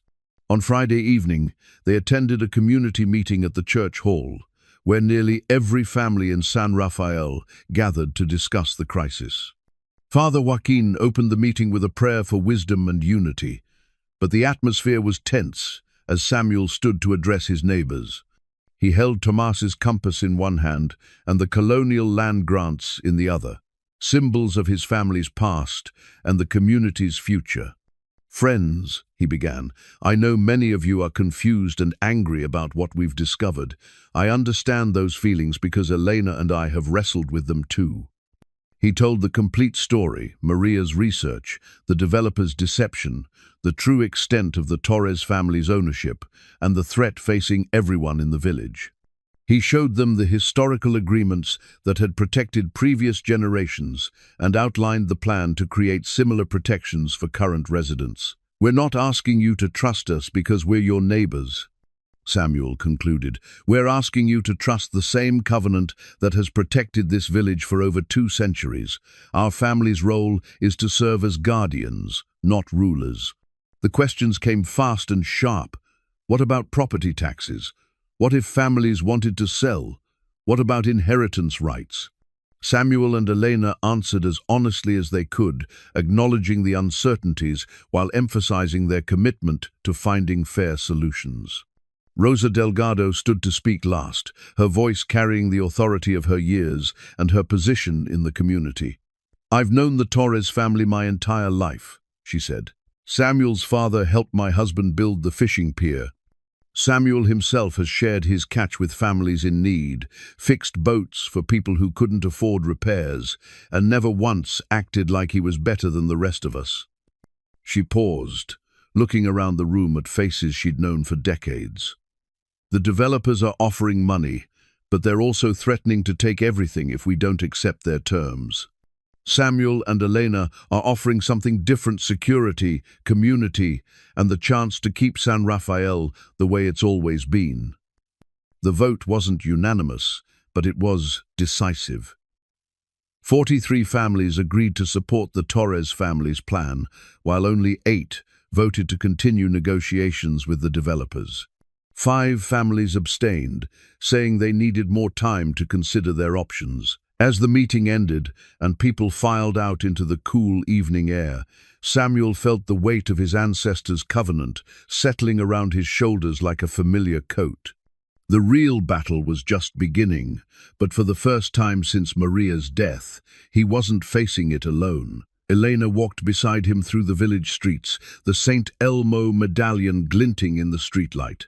"Papa," she said quietly, "I think I understand now why our family was chosen for this responsibility. It's not about the land or the legal rights, it's about being willing to stand between the community and whatever threatens it."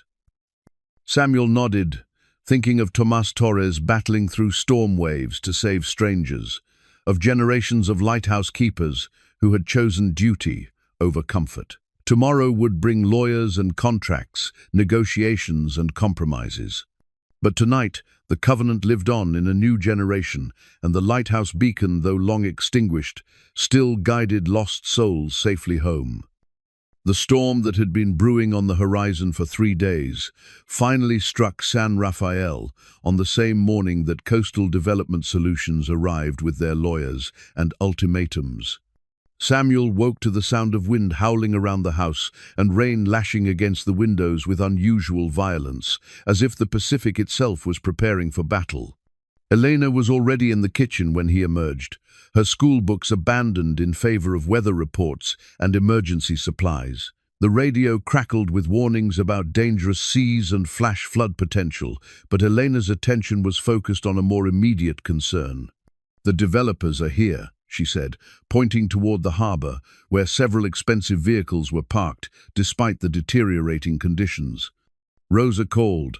"They're demanding answers about the property sales. They want signed contracts today, or they're threatening to reveal the land ownership issues publicly." Samuel pulled on his rain jacket and boots, checking his watch. The community meeting was scheduled for 10 o'clock at the church hall, but the storm was making travel difficult. Several fishing boats were struggling to reach the harbor, their engines straining against waves that seemed to grow larger by the hour. "The Santa Maria is still out there," Elena said, following his gaze toward the angry water. "Don Carlos took her out early this morning to check his nets before the storm hit." Samuel felt a chill that had nothing to do with the weather. Don Carlos was an experienced fisherman, but he was also 87 years old. And the Santa Maria was Samuel's own boat, a 30-foot vessel that was seaworthy, but not built for the kind of conditions developing offshore. "He should have been back hours ago," Samuel said, reaching for his emergency radio. The harbor master's frequency crackled with static and fragments of distressed calls from boats trying to make it safely to port. Elena grabbed his arm as he headed for the door. "Papa, you can't go out in this. The Coast Guard has suspended all rescue operations until the weather improves." "Don Carlos has the folder," Samuel said, the realization hitting him like a physical blow. "All of Don Carlos's documents, the historical agreements, the proof we need to protect people's homes. If something happens to him," the implications hung between them like a sword. Without Don Carlos's documentation, they would have only the colonial land grants, which established ownership, but not the precedent for protective agreements. The developers could claim that historical cooperation meant nothing under modern law. Rosa Delgado appeared at their kitchen door, soaked despite her rain gear and struggling to catch her breath. "Samuel, thank God you're here. The developers are at the church hall demanding that the community meeting proceed despite the storm. They say any family that doesn't appear to sign contracts will forfeit their opportunity to sell." "And Don Carlos?" "Still missing. Miguel Herrera took his boat out to look, but the conditions," Rosa shook her head. "It's the worst storm we've had in years." Samuel made his decision with the same instinct that had guided Torres' men for generations. "Elena, get to the church hall. Tell people that we're not signing anything until every member of this community is safe. Rosa, call the harbor master and tell him we have a missing vessel." "Where are you going?" Elena demanded. "To find Don Carlos." Samuel was already reaching for the emergency beacon and marine radio from his fishing gear.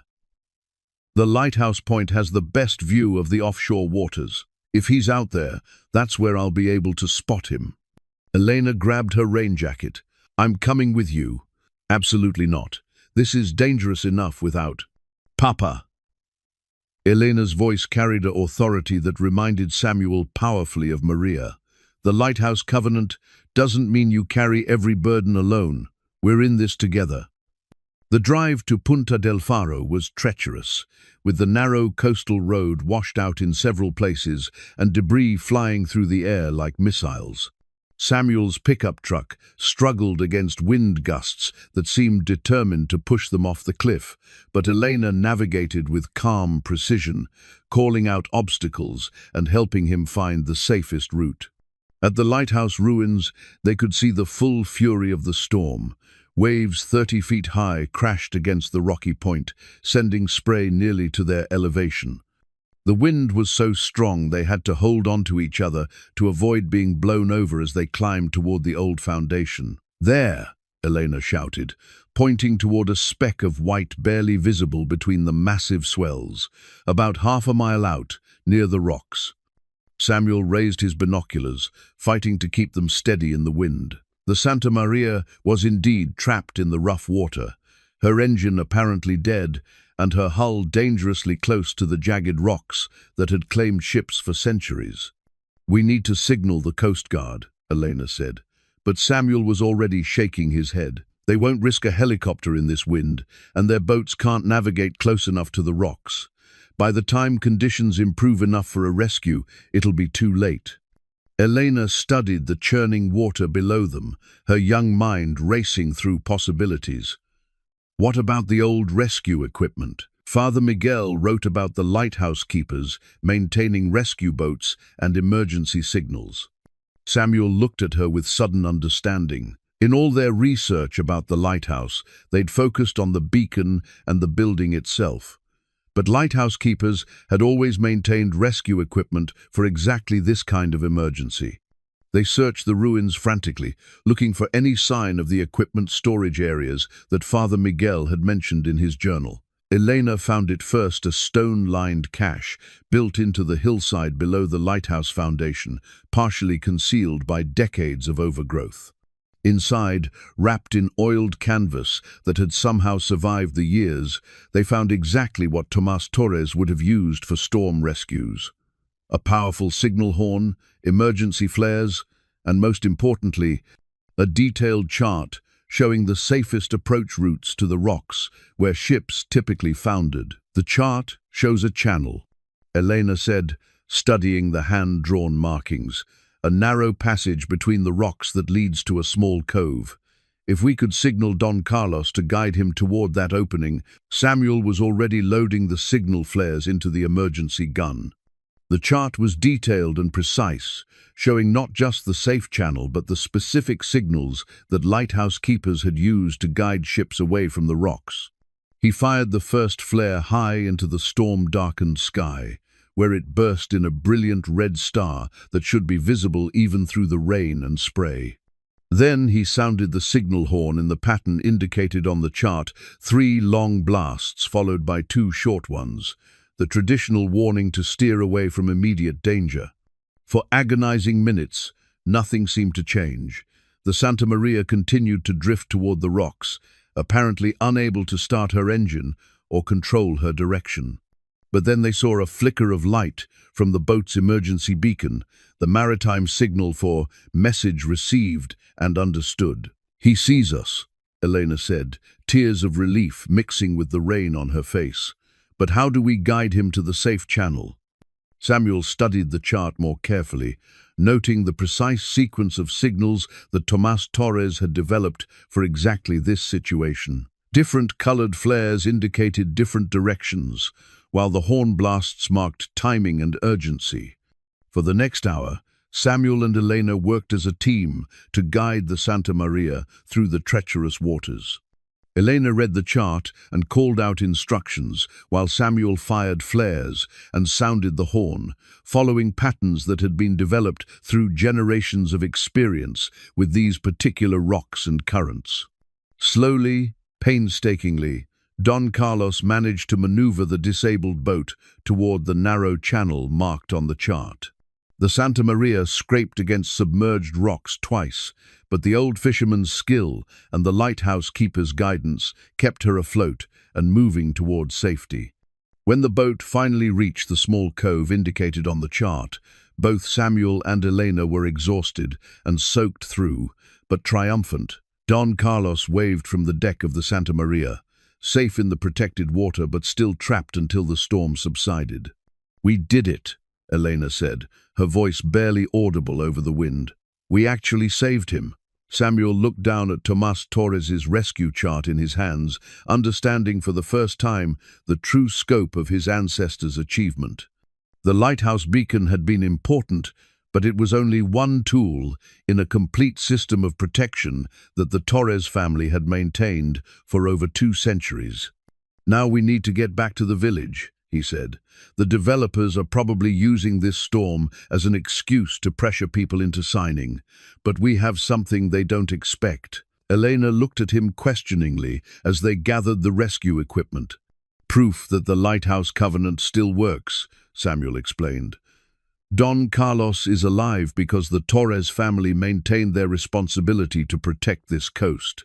That's going to mean something to people who've just watched us save one of their own." As they drove back towards San Rafael through the gradually lessening storm, Samuel felt the weight of his ancestors' legacy settling into place around his shoulders. The lighthouse was gone, but the covenant lived on in every choice to put community safety before personal comfort, in every act of service that honored the bonds between neighbors and friends. The real test was just beginning, but Samuel Torres was no longer afraid of the responsibility that awaited him. The church hall was packed beyond capacity when Samuel and Elena arrived, dripping wet but carrying themselves with the quiet authority of people who had just proven their worth under pressure. Word of Don Carlos's rescue had spread through the village faster than the storm winds, and the atmosphere in the room had shifted from fear and uncertainty to something approaching defiance. The developers occupied the front of the hall like an occupying army, 3 men in expensive suits accompanied by 2 lawyers whose briefcases undoubtedly contained the contracts that could destroy San Rafael's way of life. Their leader, a thin man with silver hair and cold eyes who introduced himself as Ricardo Vasquez, stood behind a folding table covered with documents and spoke with the clipped authority of someone accustomed to getting his way. "Ladies and gentlemen," Vasquez was saying as Samuel and Elena found seats near the back, "we've been more than patient with this community's delays and deliberations. But market conditions and legal requirements don't wait for perfect weather or perfect consensus." Father Joaquin sat in the front row, his face grave with concern. Rosa Delgado occupied a chair near the center aisle, her hands folded tightly in her lap as she avoided making eye contact with anyone. The other residents filled the remaining seats and lined the walls, their expressions ranging from angry to terrified to resigned. "The offers we've made are generous," Vasquez continued, "substantially above market value for properties that, frankly, have limited development potential under current ownership structures. But these offers have expiration dates, and those dates are today." One of the lawyers stepped forward, a young woman whose professional smile didn't reach her eyes. "We've also completed additional research into property titles and ownership history," she announced. "Research that reveals significant irregularities that could affect many residents' legal standing." Samuel felt Elena tense beside him. This was the moment they'd been dreading, the developer's revelation of the Torres family's ownership claims. But instead of standing to speak, Samuel waited, trusting his instincts about timing and the community's mood. "Specifically," the lawyer continued, "we've discovered that much of San Rafael's residential and commercial property was built on land that legally belongs to other parties. Colonial-era land grants that predate modern property records establish ownership patterns that current residents may not be aware of." A murmur of anxiety rippled through the crowd. Several people turned to look at Samuel, having heard rumors about his family's research, but he remained seated and silent. However, Vasquez said, raising his voice to regain control, our company is prepared to resolve these title issues as part of our acquisition process. Families who sign purchase agreements today will be protected from any future legal challenges.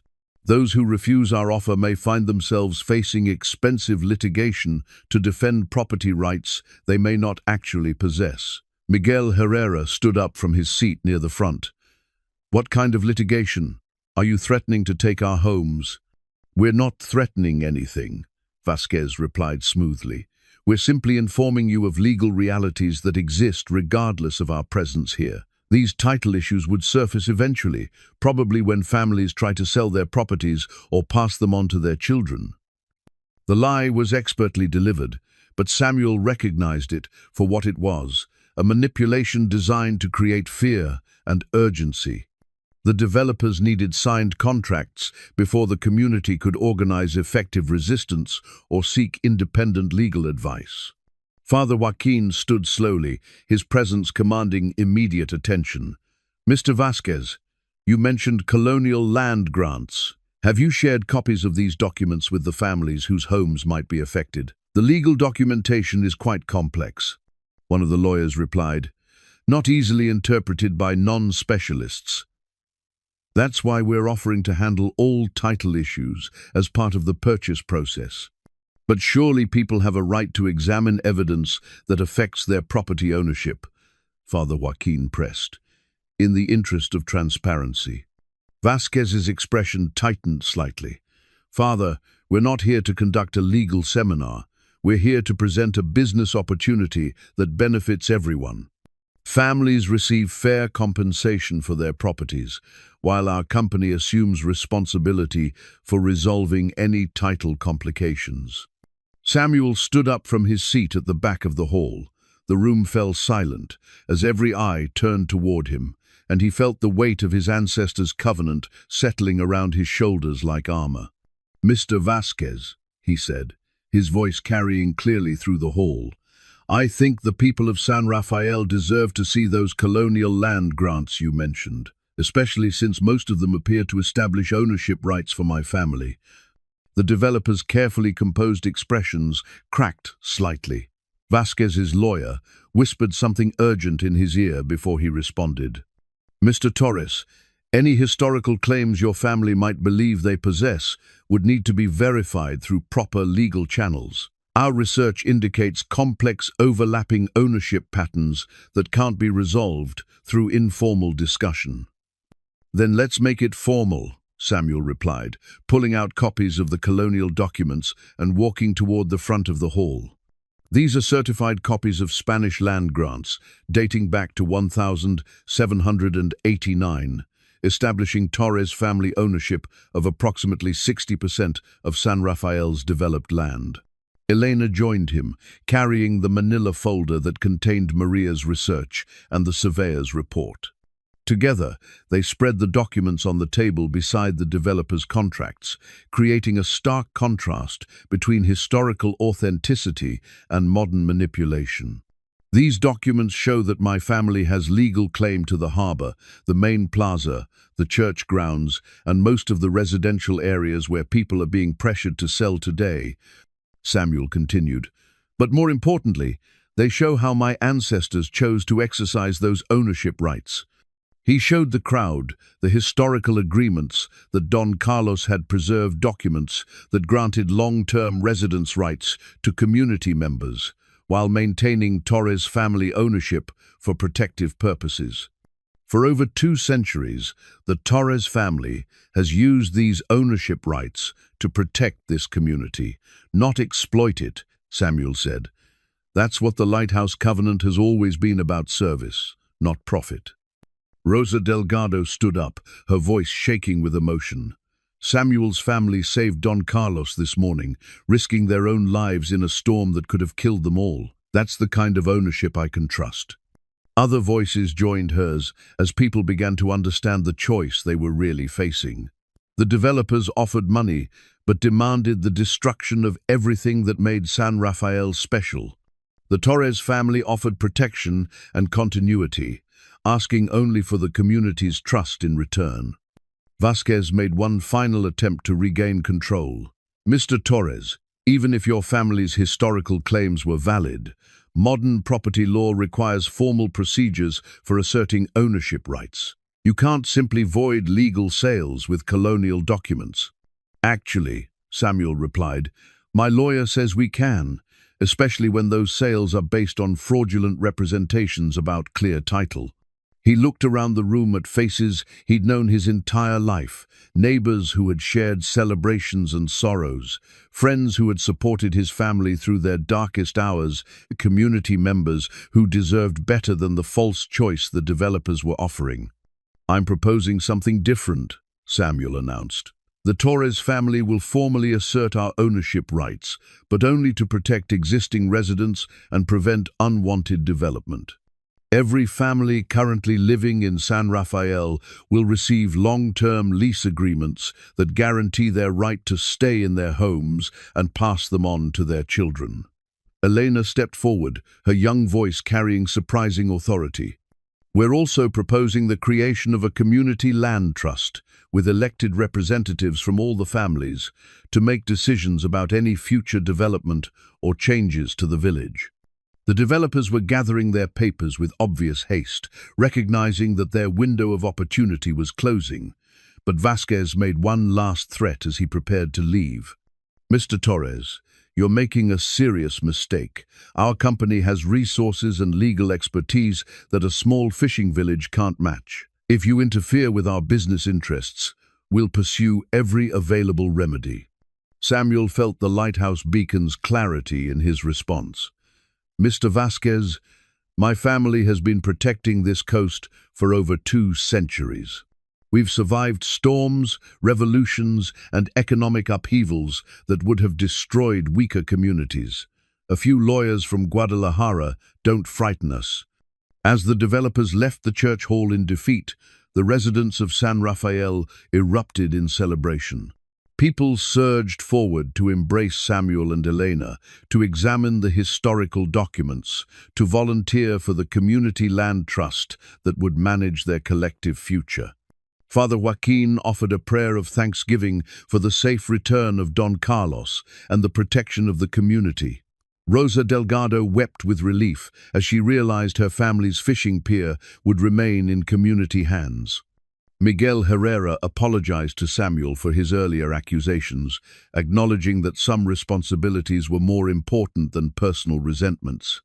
But it was Elena who captured the moment's significance when she stood before the crowd and spoke with the wisdom of someone much older than her 17 years. "Today we learned that the Lighthouse Covenant isn't about the past," she said. "It's about choosing, every single day, to put community before profit, service before self-interest, and love before fear. My father and I are honored to carry this responsibility, but we can't fulfill it alone. It takes all of us, working together, to keep the beacon burning." Outside the church hall, the storm was finally beginning to clear, and the first rays of afternoon sunlight broke through the clouds like hope made visible. Samuel Torres looked out over the village. His family had protected for generations and felt Maria's presence in the warm light, her approval in the sounds of celebration and community solidarity. The lighthouse was gone, but its purpose lived on in every choice to protect rather than exploit, to serve rather than rule, to honor the past while building a better future. And for the first time since Maria's death, Samuel knew with complete certainty that he was exactly where he belonged. 6 months later, Samuel Torres stood at the newly restored Lighthouse Memorial on Punta del Faro, watching the sun set over waters that had claimed so many ships and dreams over the centuries. The memorial wasn't a working lighthouse that would have required permits and environmental studies that could take years, but it was something perhaps more important, a symbol of continuity and community commitment that drew visitors from across Mexico and beyond. Elena emerged from the small visitor center they'd built near the lighthouse ruins, carrying the leather-bound guest book that had become one of Samuel's favorite evening rituals. Every day brought new entries from tourists, historians and pilgrims who came to learn about the Torres family's covenant and San Rafael's unique approach to preserving both heritage and community. 47 visitors today, Elena reported, settling beside her father on the stone bench they'd installed overlooking the Pacific, including a family from Germany whose ancestor was rescued by Tomás Torres in 1874. They brought a copy of his journal, describing the rescue. Samuel smiled, still amazed by the connections that continued to surface as word spread about San Rafael's lighthouse heritage. The Community Land Trust had funded the memorial project through a combination of tourism revenue, government cultural preservation grants, and donations from grateful visitors, creating a sustainable economic model that honored the past while supporting the future. Don Carlos left something for you at the house, Elena continued, pulling a small wrapped package from her jacket pocket. He said it belonged with the lighthouse keeper's family. Samuel unwrapped the gift carefully, revealing a brass compass identical to the one they'd found at the lighthouse ruins. This one, however, was engraved with a more recent date. Samuel Torres, Guardian of San Rafael, 2023. 2053. From the Community Land Trust, with gratitude and love. 30 years, Elena observed, reading the inscription. They're planning for you to serve as guardian for 30 years. They're planning for us to serve, Samuel corrected gently. The covenant passes to the next generation when the current guardian chooses to step down, not when they die.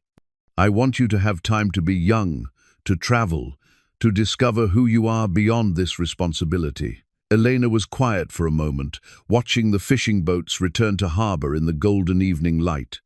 At 18, she had been accepted to the Universidad Nacional's Maritime History program, but she'd deferred enrollment for a year to help establish the Community Land Trust and Memorial Project. The experience had changed her, giving her confidence and purpose that Samuel recognized from his own ancestors. I've been thinking about Mama's research, she said finally. About all the connections she discovered between families, the way the lighthouse helped create a network of mutual support that extended far beyond San Rafael. Samuel nodded, understanding where her thoughts were leading. Maria's documentation had revealed that the Torres family's lighthouse had been part of a larger system of coastal protection that included fishing communities, merchant networks, and government officials throughout the region. The covenant had never been about just one village. It had been about serving a broader maritime community that depended on safe passage and reliable assistance. The university program would let me study similar lighthouse communities along the Pacific coast, Elena continued, to document their stories and maybe help them find ways to preserve their own heritage. That sounds like exactly what your mother would have wanted, Samuel replied.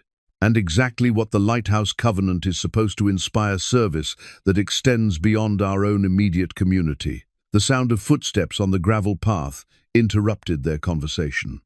Rosa Delgado approached with a man Samuel didn't recognize, a well-dressed gentleman in his 60s who carried himself with the bearing of someone accustomed to respect. Samuel, Elena, Rosa called, I'd like you to meet Dr. Eduardo Maldonado from the Ministry of Culture. He's been reviewing our application for National Heritage Site status. Dr. Maldonado shook hands with them both, his smile warm with genuine enthusiasm. Senor Torres, your family's story has captured the attention of our Historical Preservation Committee. The Lighthouse Covenant represents exactly the kind of community-based heritage protection that our ministry wants to promote throughout Mexico. He explained that San Rafael's combination of historical authenticity, community ownership, and sustainable tourism had become a model for other coastal villages facing similar pressures from development. The ministry was prepared to designate the Lighthouse Memorial and surrounding coastline as a protected cultural landscape, providing additional funding and legal protection. There's also interest from UNESCO, Dr. Maldonado added. The Lighthouse Covenant's integration of environmental protection, cultural preservation, and community economic development represents innovative approaches to heritage management that could have international significance. After Dr. Maldonado left, Samuel and Elena walked down to the village plaza, where the evening market was beginning to set up for another busy night of tourism and community celebration. The changes over the past 6 months had been remarkable but gradual, always guided by the principle that preservation meant adaptation, not stagnation. The fishing industry had evolved to include eco-tourism and educational programs, allowing families to maintain their maritime traditions while diversifying their income sources. The village crafts cooperative had expanded to include artisans from neighboring communities, creating a regional network of cultural exchange and economic support. Most importantly, young people were staying in San Rafael or returning after education elsewhere, drawn by opportunities that honored their heritage while offering genuine prospects for the future. "Papa," Elena said as they reached their house, "I want to show you something." She led him to the small workshop behind their kitchen, where she'd been spending increasing amounts of time over the past few months. Samuel was amazed to discover that Elena had been crafting a replacement cross for the lighthouse memorial, not a replica of the one they'd found on the beach, but an original creation that incorporated symbols from all the artifacts they'd discovered during their journey. The cross was carved from driftwood Elena had collected along the coastline, its surface inlaid with brass compass roses and silver medallions that caught the last rays of sunset streaming through the workshop window. At its base was a hollow chamber, just like the original, but this one contained not hidden documents but a simple inscription: "For all who seek safe harbor, may this beacon guide you home." "It's beautiful," Samuel said, running his fingers over the smooth wood and intricate metalwork.